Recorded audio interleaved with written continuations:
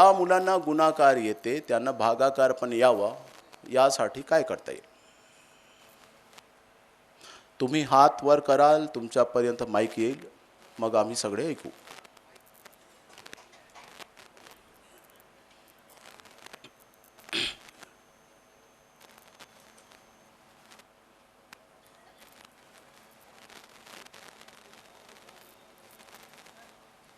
Pass on करा, तिथे देऊ पास ऑन करा. गुणाकार येतो त्या मुलांना भागाकार शिकवणं जास्त कठीण नाही. गुणाकारामध्ये जे दोन घटक असतात त्याच्यातलं जे भाज्य असते आणि एक भाज्यक असते, ह्या फक्त विद्यार्थ्यांच्या डोक्यामध्ये उतरवण्याची एक फक्त आपल्याकडं कला असली पाहिजे, म्हणजे विद्यार्थी सहज भागाकार सोडवू शकतो. चला ठीक आहे. माझा प्रश्न थोडा अवघड होता असं मला वाटलं. हा सर, वजाबाकी जर समजा माझा डावा की उजवा की सेंटर तेवढे तरी सांगा, इकडे नाही सांगायचे. सेंटर हा मध्ये समोर, ठीक आहे. सरळ सरळ सरळ हा हा सरळ सरळ. हो हो बघतो मी.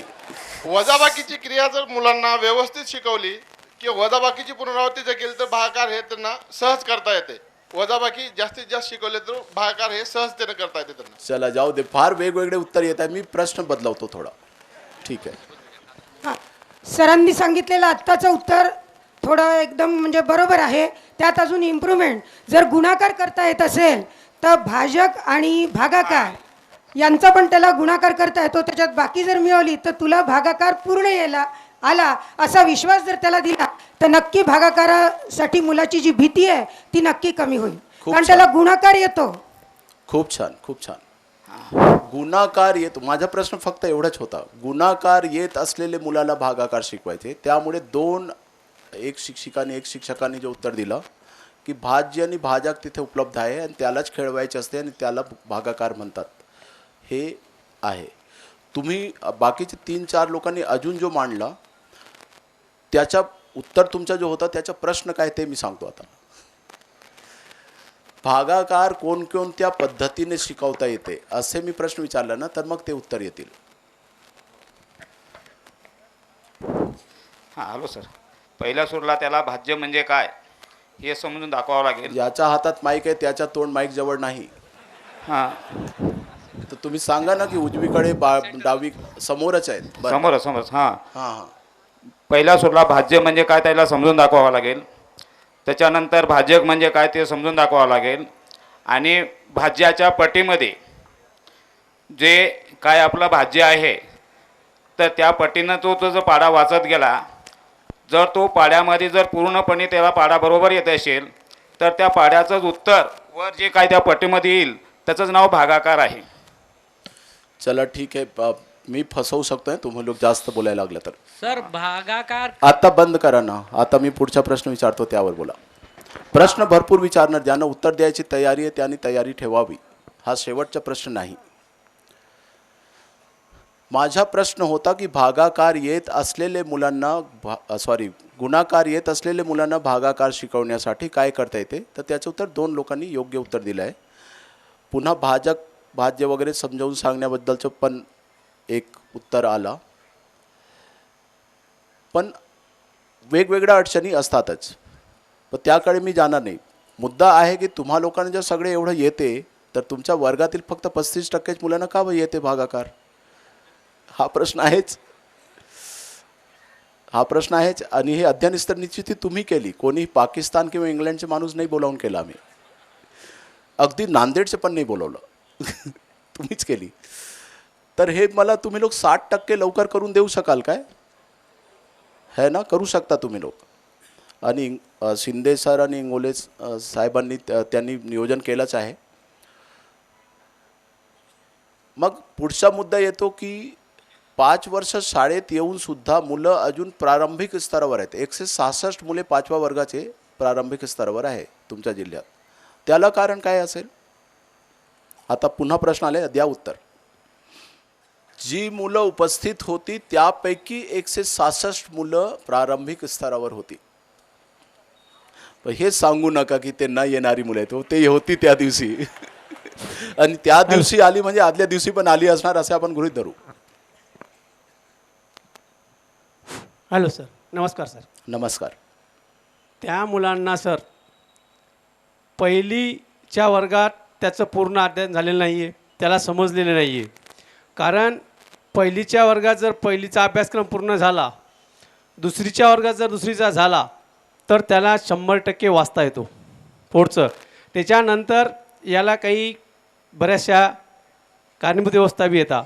कारण तो जर सतत रोज शाळेत आला तर समजा त्याला भरपूर मार्गदर्शन केलं आणि तो नियमित केला तर त्याला येऊ शकतो. पण मेन कारण तो पहिलीतच चुकला, कारण पहिलीतच कारण तो मागं राहिला असं बरंचसं होतो. नाही मग पण ठीक आहे, अजून दुसऱ्या लोकांचे पण ऐकून. हे बघा, इथे पण बसलेले बरेच लोकांना आता पण भागाकार येत नाही, पण येत्या 15 दिवसाच्या आत तुम्हाला येईल. तर त्यामुळे पहिलीत तुमचं चुकलं असेल म्हणून तर आता येत नाही ना, तो भाग वेगळा आहे. पण आता येऊ शकते. माणूस जो असतो तो आधी मला नाही आला म्हणून आज पण येणार नाही असे नसतो. माणूस असं नसतो. मी एखादं उदाहरण देतो. जेव्हा मी महाराष्ट्र राज्यात आलो IAS झाल्यानंतर, तेव्हा मला मराठीचे 4 शब्द माहीत होते. पोरगा पोरगी, कांदे बटाटे, याशिवाय कोणताही इतर शब्द मराठीचा माहीत नव्हता. आणि आता मी कोणत्या भाषेत बोलत आहे? मराठीत बोलत आहे. तर पहिल्या वर्गात मला नाही शिकवलं, पण मला येते मराठी.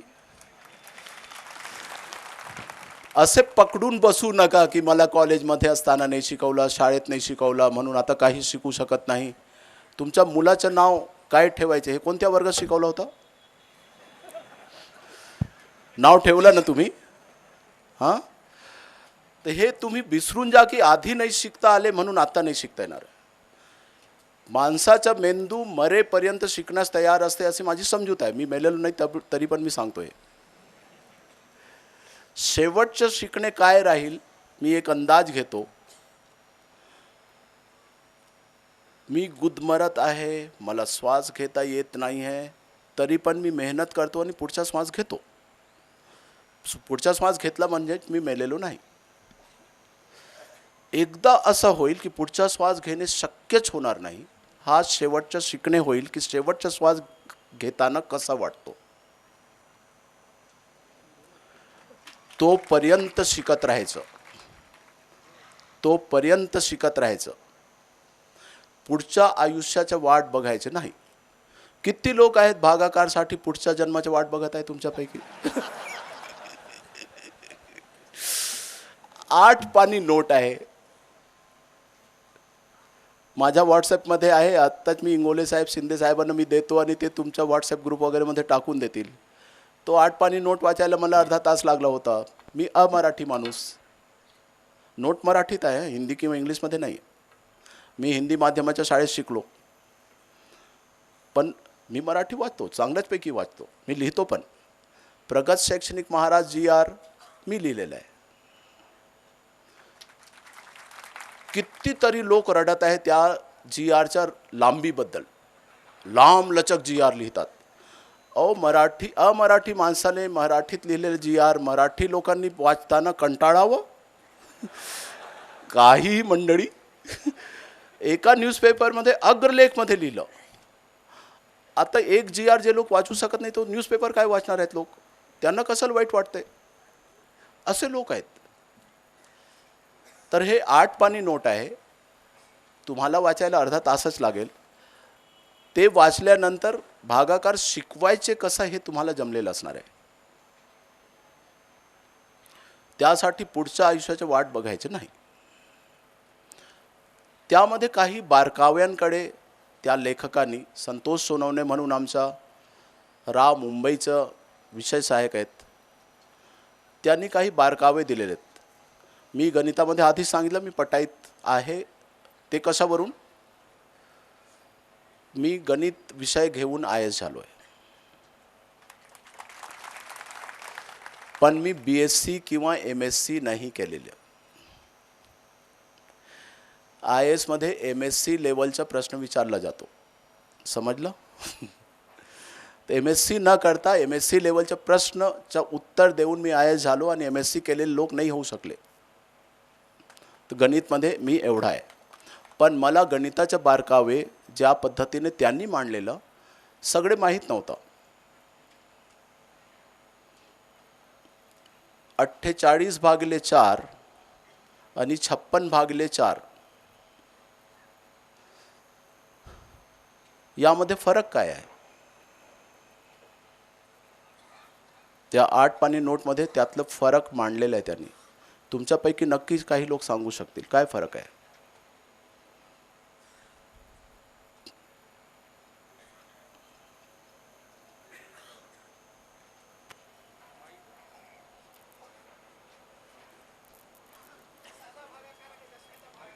हां माईक.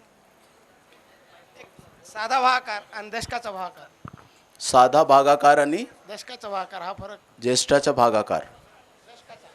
ज्येष्ठ दशक दशक दश- दशकाचा भागाकार. हॅलो सर, नमस्कार सर. हां बोला. नमस्कार. समसंख्येला समसंख्येने भागल्यानंतर भागाकारही सम आलेला आहे. 12 48ला 4 भागलं 12 आला आणि 56ला 4 भागलं 16 आले. फरक सांगा मला फरक. पहिली जी भागाकाराची क्रिया आहे 48/12 या ठिकाणी जे सॉरी 48/4 या थोडा लांब ठेवा थोडं. हां या ठिकाणी 4ने भागाकार करत असताना पहिल्या 4ला स्वतंत्र भाग जातो, काही बाकी उरत नाही. 8लाही स्वतंत्र भाग जातो. पहिले 8 बोला आहे. पहिले 8ला 48ला भागतोय आपण. बरोबर आहे ना. पण पहिले 8ला 4ला 4ने 4ला भागाकार केला. 4 1 4. पण तसे चार नाही दोन्ही करत म्हणून मी मुद्दाम बोलतो. मी तुम्हाला 48/4 करत असताना 8ला आधी भागतो आपण. नाही भागत 4लाच भागतात. 4ला. ठीक आहे. हा, इथं उलट केलं तरी उत्तर येऊ शकतं. येऊ या शकतं. गणितात पण या छप्पनला गणितात नाही. येऊ शकते. पुढच्या गणितामध्ये त्रास 56 मध्ये येऊ देईल शकत- तो. नाहीच नाही येऊ शकत नाही. बरोबर आहे. हां सांगा. 56 मध्ये काय होतो? 56 मध्ये मात्र पहिल्या संख्येला भाग दिल्यानंतर बाकी एक उरते जी पहिल्या गणितात उरत नाही, आणि तो जो दशक आहे तो आपल्याला एकक मध्ये कन्वर्ट करून एककासोबत जोडी घेऊन आपल्याला परत भागाकार करायचा. एकदम बरोबर. टाळ्या वाजवा जोराने. हे बारकावे मुलांच्या लक्षात आणून देण्यासाठी तुम्हाला समजावून सांगायची गरज नाही. या प्रकारचे प्रश्न मुलांसमोर टाकणे जेणेकरून ते आपोआप शिकत जातील. तसेच 981/9 किंवा 983 करू. 983/9 आणि 879/7 डोक्यात शिरला दोन्ही प्रश्न.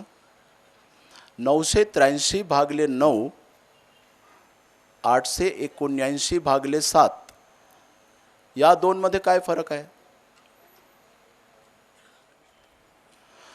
वेगळ्या पद्धतीने विचारतो हा प्रश्न. 981/9 तुम्ही सांगता सर? हां सांगा.